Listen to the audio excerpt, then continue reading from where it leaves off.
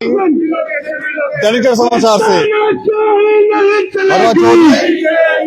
आतंकी हमले के बाद पीएम पैकेज जो एम्प्लॉयज हैं उनमें और ज्यादा डर और खौफ का वातावरण है। राजौरी आतंकी हमले में आप जानते हैं कि 6 लोगों की मौत हो गई थी और उसमें 11 लोग जख्मी थे जिनका इलाज इस समय अस्पताल में चल रहा है।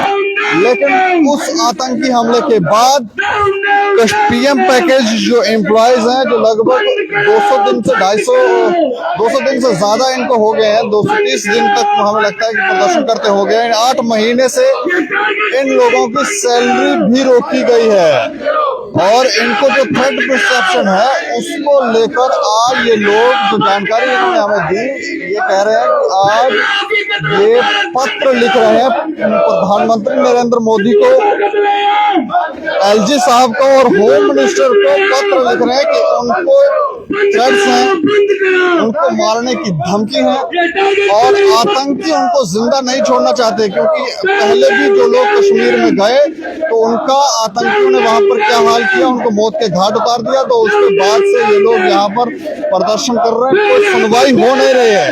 8 महीने से इनकी सैलरी भी बंद है, 8 महीने से इनकी सैलरी भी बंद है और कोई सुनवाई नहीं है। और आज ये होम मिनिस्टर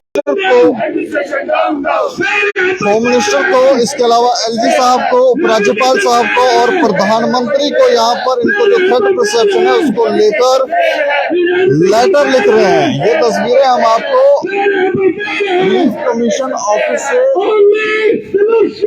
दिखा रहे हैं। यहाँ पर ये लोग जो है वो प्रदर्शन कर रहे हैं।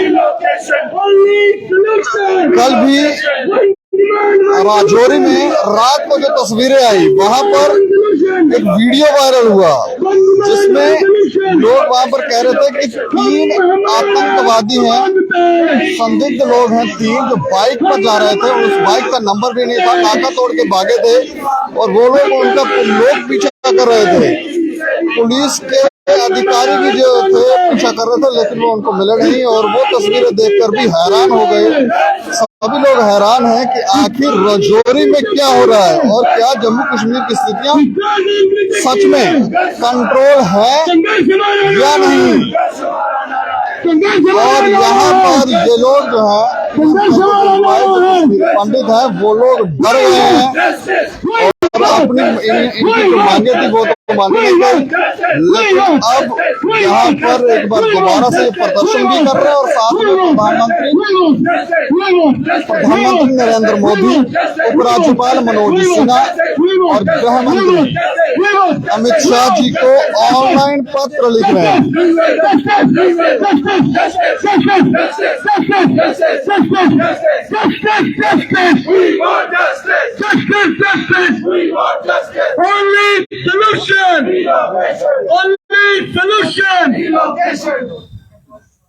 जी आपने लेटर क्या करनी है? देखिए हम बताते हैं आज आपको। हमने आज देखिए 8 महीने से हम धरना प्रदर्शन कर रहे हैं और टाइम टू टाइम हमने मेमोरेंडम स्टेट ऑफ इंडिया को भेजे हैं, जिसमें हमने मेमोरेंडम अपने प्रेसिडेंट ऑनरेबल प्रेसिडेंट साहब को भी भेजे हैं, प्राइम मिनिस्टर साहब को भी भेजे हैं, होम मिनिस्टर साहब को भी हमने टाइम टू टाइम मेमोरेंडम्स भेजे हैं। लेकिन 8 महीने से कभी इस पे कोई सुनवाई नहीं हुई। तो हमें लगता है कि एक ऐसी गवर्नमेंट में जहां तक हमारी बात नहीं पहुंच रही है, तो आज हमने एक और डिसाइसिव स्टेप लिया है, क्योंकि परसों एक हाई लेवल मीट होने जा रही है हमारे इशू के लिए। हमने सोचा कि आज हम एक इंडिविजुअली लेटर्स भी इनको पोस्ट करेंगे, जिसमें हम जो प्रधानमंत्री जी को है उनके थ्रू पोर्टल के थ्रू उन पे लेटर भेजेंगे और जो एलजी साहब है उनको थ्रू फिजिकल मोड और जो उनका पोर्टल है जेके ग्रीवियंस उसके थ्रू लेटर्स इंडिविजुअल बेस पे भेजेंगे और जो होम मिनिस्टर साहब को है उन्हें हम फिजिकली लेटर्स भेज रहे हैं। और हम ये जताना चाहते हैं कि जो हमें पर्सनल थ्रेट परसेप्शंस है, इन थ्रेट परसेप्शंस के दौरान और टारगेट किलिंग्स आप लगातार देख रहे हो और थ्रेट लेटर्स भी लगातार हमें आ रही है। हमें वहां इसलिए मारा जाता है कि हम पर्टिकुलरली एक रिलीजन से बिलोंग करते हैं और एक नेशनलिस्ट हैं, इसलिए हमें लगातार टारगेट किया जा रहा है।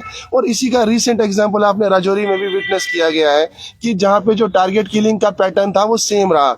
और मैं मानता हूँ कि एक ऐसी सरकार जो सक्षम है एक बड़े हिस्टोरिकल फैसले लेने में, तो जहाँ पे ये मैटर ऑफ लाइफ है वहां पे इतना विलंब क्यों है? और आज के दिन में हम ये जरूर बताना चाहते हैं कि काफी महीनों से एम्प्लॉयज की सैलरी बंद है, जिसकी वजह से उनकी फैमिलीज की हार्डशिप हद से ज्यादा बढ़ गई है। उसमें से कुछ एम्प्लॉयज मजबूर होके घाटी वापिस चले गए हैं, और जो वहां गए उनसे जब हाल जानते हैं तो वो कहते हैं कि यहाँ पे हालात एक जैसे ही लग रहे हैं जैसे मई 12 को थे, आज भी वैसी है, कोई चेंजेस नहीं है, कोई हेल्प नहीं है। तो जब उनसे पूछा गया कि आप वहां पे क्यों गए इस मजबूरी के कारण, उन्होंने कहा कि अगर यहाँ पे रुकूंगा तो यहाँ पे 4 बंदे फैमिली के मरेंगे विदाउट सैलरी, वहां पे अकेले मरूंगा, तो इन सब के भी जिम्मेवार एडमिनिस्ट्रेशन ही होगी अगर उनके साथ कुछ होगा। और ये हम एडमिनिस्ट्रेशन से फिर से रिक्वेस्ट करते हैं कि कृपया करके 8 महीने किसी डिमांड को पूरा करने में इस भारतवर्ष में नहीं लग सकता when it is a matter of life, जहां आप जानते हैं कि इनकी लाइफ हाईली वल्नरेबल है। वहां पे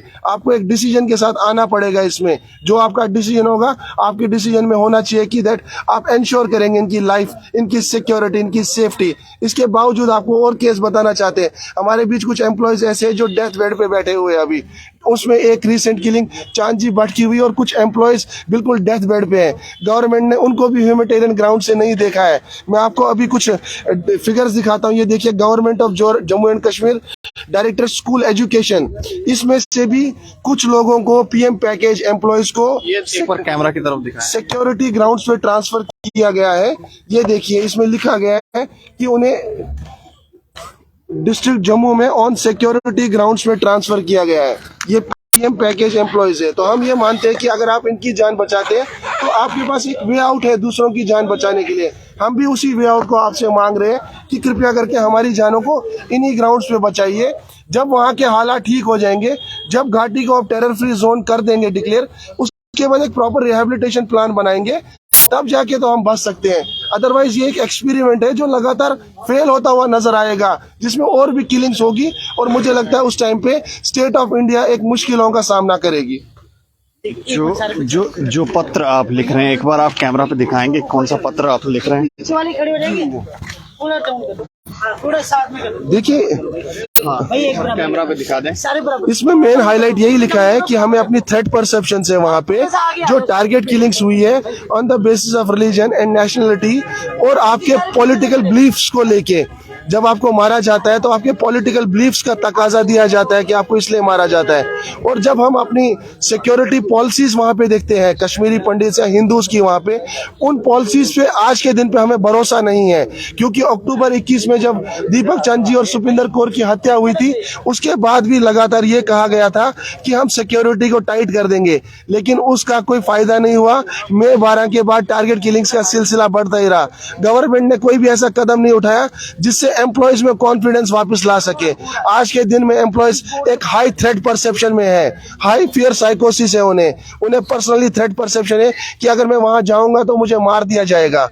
तो राजौरी आतंकी हमले को कैसे देख रहे हैं? देखिए, राजौरी आतंकी हमले को कश्मीरी पंडित से ज्यादा अच्छे तरीके से कौन समझ सकता है। संग्रामा हो, वंदहामा हो, नाडी मर्ग हो, राजौरी में भी एक ऐसा ही मैसेकियर का अटेम्प्ट था जहां मासूमों की हत्या की गई।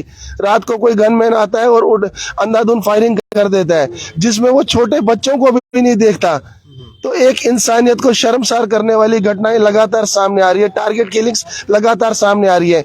कश्मीरी पंडित यही तो ऐलान, कश्मीरी हिंदू जो हिंदूज यहाँ हमारे रिजर्व कैटेगरी वाले भाई बहन भी बैठे हुए पिछले 8 महीने से यही अलार्म तो रेज कर रहे हैं कि ये जो टारगेट किलिंग्स है इन पे रोक लगाने की जरूरत है। लेकिन एडमिनिस्ट्रेशन की तरफ से एक भी ऐसा कदम, एक भी ऐसा रेस्पॉन्सिबल स्टेटमेंट नहीं आया कि वो टारगेट किलिंग्स पे कब रोक लगाएंगे, कब वो इंश्योर करेंगे कि आगे से कोई भी इंसान टारगेट किलिंग का शिकार ना हो। वहां पे जिस दिन वो टेरर फ्री जोन डिक्लेयर करेंगे, उनका काम है लॉ एंड ऑर्डर सिचुएशन को मेंटेन करना, वो करें उसे प्राइमरी तौर पे, लेकिन तब तक के लिए हमें कैनन फॉडर ना बनाए कश्मीर जाने के लिए। अदरवाइज हमें अपनी अप्रीहेंशन से कि वहां पे और ज्यादा किलिंग हो सकती है। एक ही सोल्यूशन है रिलोकेट।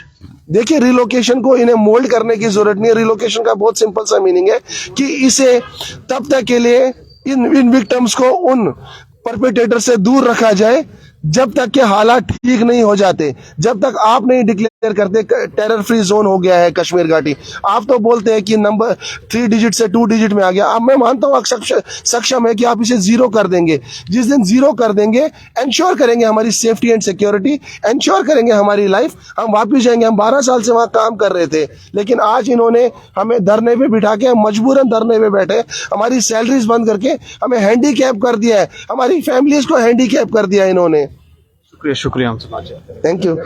तो लगभग 8 महीने से इनको सैलरी नहीं मिली है, और दूसरा इन्होंने आज प्रधानमंत्री, उपराज्यपाल और गृह मंत्रालय को एक पत्र लिखा है, और ये कह रहे हैं कि इनको जो थ्रेट परसेप्शन है उसको देखते हुए एक ही सलूशन हो सकता है, रीलोकेशन। इस खबर पर आप राय रखें और देखते रहें दैनिक समाचार। मुझे और मेरे सहयोगी राजीव गुप्ता को दें इजाजत। नमस्कार।